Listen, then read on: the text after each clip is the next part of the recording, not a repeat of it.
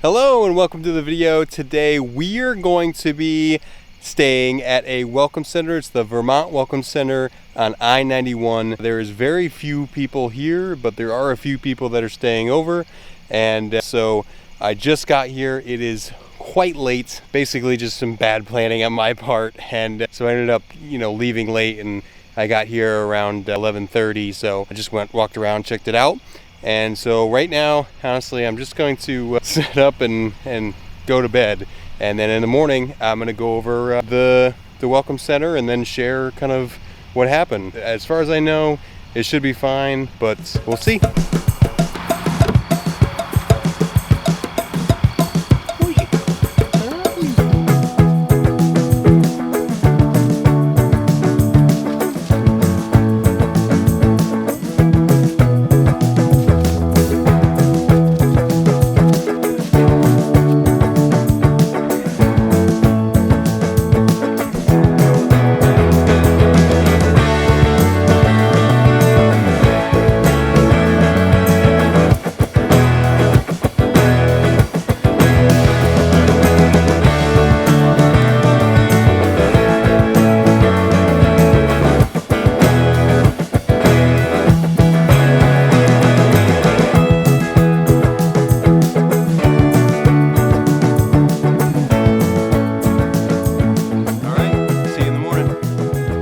It is now the morning of, and I am out walking Roxy. We are doing good. Last night, didn't get anybody knocking. There were a few cars that were here when I woke up, about 8 o'clock, so not even that early. And yeah, it was nice. This is in the dog walk area, and it's just an open field that you can walk your dog in. That's what I'm doing right now. And then I'll take you on a little tour of the area here. But overall, the night went great, and yeah, I'm gonna keep moving. All right, so I finished walking the dog, and I took a tour around the area of the building, and some pretty cool stuff. Over here, we have the open information center where you can just walk up and see maps and just basic information. And then towards the back over here, we have a seating area where you can hang out and smoke a cigarette, whatever we want to do. And then we also have the bathrooms, some little exhibits. So here are just some basic stuff about wine, and then they also had some things about different places you can visit. So on the back here, we have a balcony where you can hang out. There's just this cool spiral seat here, and then you kind of have some views. Not a huge place, but hey, something to kind of be out on the terrace kind of thing. And then if you walk back inside, on the right, we have a little seating area with a fireplace kind of thing. It's really hot today, so nothing's on, but this is a place where if you were trying to get away during the winter time, it might be a cool place to hang out. And then what I really liked was they had a power strip area, so if you needed to charge something, you could. It's right here, and they have 2 sides to it. And then I kind of just walk through, and there's a little information booth where you can talk to a lady, which I did. She gave me some advice. I'm traveling from here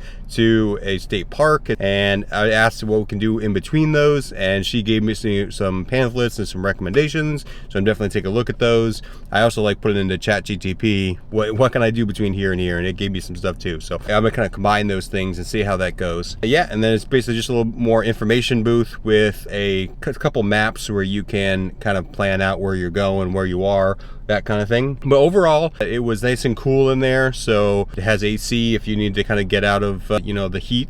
That's a great place to do it.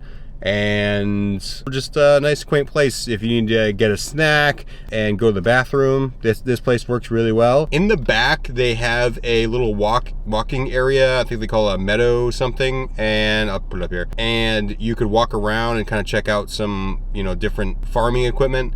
This is the dog walking area. I took the dog for a walk. There's this little road here too that you could walk down. Not a ton of space, but enough where if you have even a larger dog, to let them kind of walk around. You can walk up and down around. They have some picnic tables over here too. If you need to stay overnight, honestly, I would recommend it. This area that I'm in is the car parking lot, but there's also a truck parking lot, and there was 2 trucks and a van that were parked over there overnight. They're gone now, so, which is, it's kind of late now, where it's almost 9 o'clock. So my recommendation would be, if you have a bigger rig, obviously don't go in the car spot, just go over there. But honestly, if you have like a car set up or so even just a small van, I seen another guy do the same thing I'm doing right now, and we just went to the car area, and I think it worked out fine. There's really nothing in the truck area that we need or whatever, and honestly, I think the car area is a little bit better lit. I didn't see any signs for no parking overnight, so I think I'm good there. And yeah, overall I slept good. Even when I got here like 11:45ish, there were cars that were coming through, so I think the lighting, like every once in a while there'd be like a car lights that would kind of come through the car, but my car, but then they would, you know, flee. It wasn't like it was constantly on or anything like that. Yeah, I mean, if you have a dog, this place is pretty neat because you can just kind of like walk the dog, you can get a snack, hang out. There was a pavilion with a vendor here. I wasn't able to get it on camera just because there was quite a few people around, and I didn't want to, you know, look kind of weird, you know, they're filming them. I'm still not quite at that level yet, but I see here they have like free coffee, and then you can buy a baked good from him. There seem to be a few different like options. I kind of just walked by it. I didn't have any need. I already have breakfast, so I really didn't have any need for any of that stuff, but I just wanted to see it. But it looked like a nice spread, and yeah, you can go over and take a look. It's some trade company is the name of it, so I don't know if he'll be here when you're here, but something that appears to be that they have, maybe just during the weekends. Also, another cool thing, and I'm sure it's because of the car and also the time. I mean, it's like, you know, that it's between late Saturday night and early Sunday morning, but there wasn't a whole lot of traffic, so, and I couldn't hear a whole lot of traffic anyway. I mean, even right now, we're right next to the highway, and I'm really not hearing too much. Definitely something that if you are in a car setup, a small van setup, you could be here. If you have a bigger rig, like a trailer or a motorhome, something like that, man, I mean, I don't see why not. Because you don't,